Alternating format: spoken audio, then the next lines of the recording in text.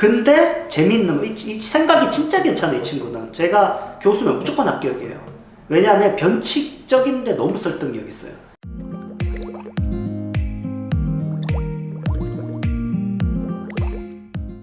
네, 안녕하세요. 레스포케아트 연구원 원장 이상민입니다. 자, 지난 편에 이어서 그 한예종 1차 논술 여러 합격작들에 대한 분석을, 또 거기에 좀 제 생각을 또 제가 좀 똑같이 얘기하면 안 되니까 그 내용을 좀 제가 재구성해서 지금 얘기하고 있습니다. 지난번 1편에서는 좀 정석적인 구성들, 그러니까 아주 깔끔하게 주장을 확대시켜 나가는 걸 하나 했고, 그 다음 예시를 통해서 그 끌고 가는 거 하나 예를 들었고요. 이제는 조금 변칙적인 그 글들에 대한 얘기를 좀 해보려고 하는데요. 제가 그 1편 말미에서, 지난번 유튜브 말미에서 좀 그 언어가 갖고 있는 한계에 대해서 얘기했죠. 그러니까 어떻게 써라, 저렇게 써라 하는 게 오히려 좀 도움이 안 된다 얘기했고, 합격작을 많이 보는 게 사실 도움 많이 되긴 할 것 같습니다. 근데 합격작이라고 하는 게 여러분, 이 1차 합격한 글을 많이 볼 필요는 뭐 있어요. 왜냐하면은 그 문제 똑같이 안 나오는데. 그러면 1차 합격작을 어디서 얻을 수 있을까요? 아니, 영화에 대해서 이렇게 그 수없이 많은 1차 합격작 이상의 글들이 있잖아요. 이게 다 여러분의 그 레퍼런스가 되고 아티클이 되는 거니까 무조건 논술은요, 좋은 글을 많이 접해야 돼요. 네, 여러분이 이렇게 많이 접하고 많이 분석하고 또 그 글을 이렇게 모방하려고 노력하고 할 때 늡니다. 예. 자, 그래서 이제 조금 어떻게 보면 이제 여러분이 생각할 때도 더 잘 썼다. 근데 나는 담백한 게 좋은데 여러분이 이제 이런 글을 또 되게 잘 썼다고 생각할 수가 있는데, 그 아리스토텔레스가 말한 그 미메시스 그 개념 있죠? 그 예술에 있어서 그 미메시스 얘기를 이제 합니다, 이 친구는.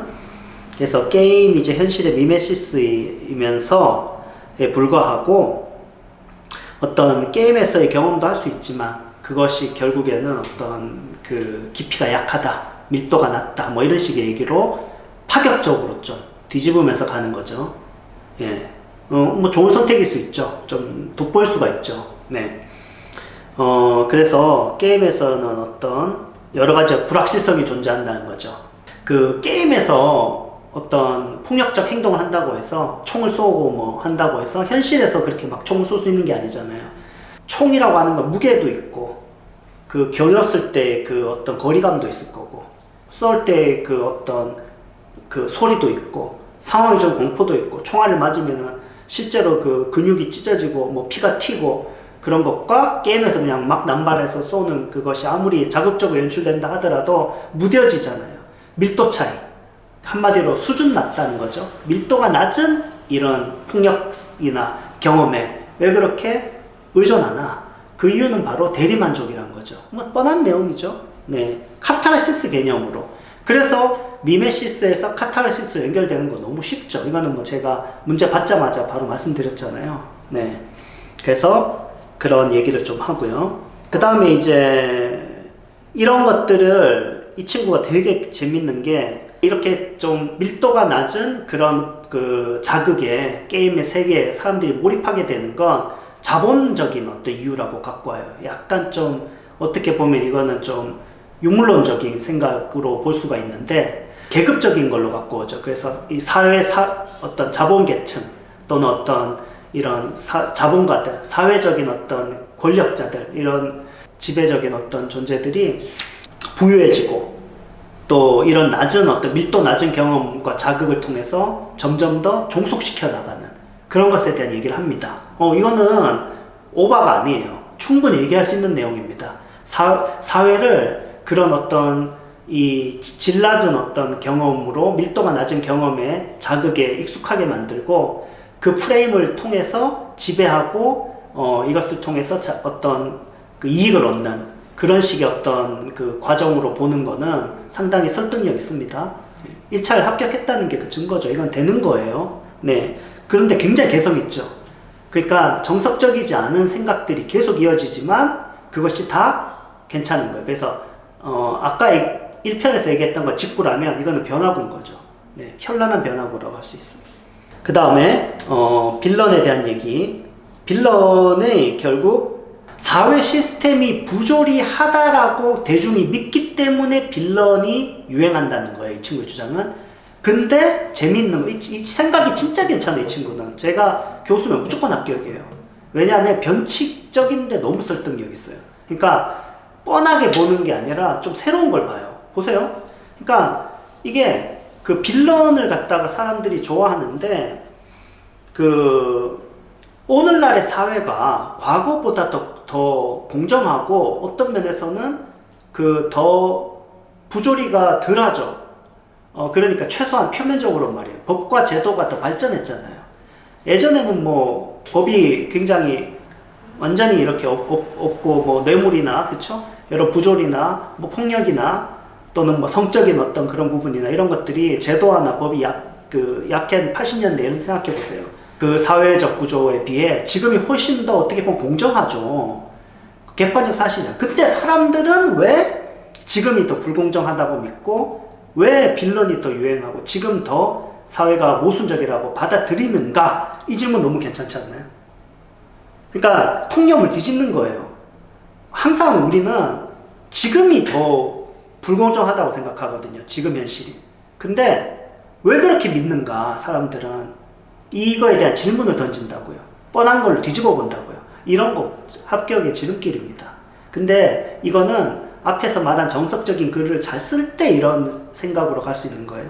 너무 이렇게 변칙적인 것이 또 타당성이 없으면 궤변으로 가겠죠. 예. 그럼 이유는 뭘까? 이런 행위가 궁극적인 것처럼 묘사하는 컨텐츠들은 결국 사회 변화를 이끌지 못하고 이런 소극적인 어떤 태도 속에 관객들을 머물러 두게 한다는 거예요. 그렇기 때문에 이런 것은 어떤 사회를 변화시키지 못하는 어떤 컨텐츠의 반복이다. 이런 식의 그래서 1번과 좀 연결이 되는 주장이 계속 연결되고 있다고 볼 수 있어요. 그러니까 2번 이 친구의 글의 핵심은 뭐냐면 통념을 뒤집는 거죠. 그러니까 오늘날의 법과 제도가 더 많이 발전해서 훨씬 더 공정한 사회라고 볼 수 있는데도 왜 이렇게 부조리하다고 사람들이 느끼는가? 그거는 사회를 구체적으로 변화시키지 않고 그런 어떤 행동에 나서지 않고 굉장히 어떤 소극적으로 대리만족하는 그런 대중들의 습관 내 기인한다는 거예요. 그래서 대중들은 굉장히 게으르고 굉장히 어떻게 보면은 나약하다는 거죠. 예, 소극적이란 거죠. 그러기 때문에 이 빌런이 사회의 어떤 불공정하다라고 묘사하는 빌런은 사회를 변화시킬 수 없다. 뭐 이런 식의 어떤 주장으로 갑니다. 그 다음에 마지막으로 또 재밌는 어떤 변칙적인 걸 한번 보면 AI를 좀 끌고 오죠. AI를 가상세계에서의 경험이 굉장히 가치가 있다. 현실에서 동등한 가치를 가진다. 그런 식의 생각은 더 이상 혁신적 주장도 아니다. 그래서 AI 발전은 결국 창작과 감정적 교류의 영역까지도 대체하고 있다. 그렇기 때문에 이제는 더 이상 이 가상세계와 현실세계의 우월을 따지는 질문은 더 이상 유효하지 않다. 아주 본문에서 얘기하는 주장을 정말 깔끔하게 잘 따라가면서 정리해주고 있죠. 근데 오히려 이 친구의 주장은 뭐냐면 되게 재밌는 게, 그래서 가상세계에서의 경험이 현실과의 어떤 차이가 있냐 없냐는 걸 언급하는 거는 무의미한데, 오히려 격차가 줄어들고 있는 것에서 문제가 발생되고 있다는 거예요. 아, 좋죠. 그러니까 가상이 짱이냐 현실이 짱이냐 이게 아니란 거예요. 오히려 그것에 대한 주장, 구분을 짓는 건 무의미하고, 그게 굉장히 경계가 모호해진 이 현상 자체가 굉장히 중요한 어떤 문제의 어떤 근원이란 거예요. 그래서 가상의 것을 있는 그대로 현실로 쉽게 받아들이면서 생기는 문제들, 그런 문제들이 이제 현대사회에 새롭게 발생되고 있는 문제란 거예요. 그러면서 버추얼 리터러시, 그러니까 어떤 이 가상세계와 현실세계를 혼돈하지 않고 소화할 수 있는 어떤 능력을 갖춰야 된다. 이런 식의 어떤 주장으로 마무리하고 있습니다.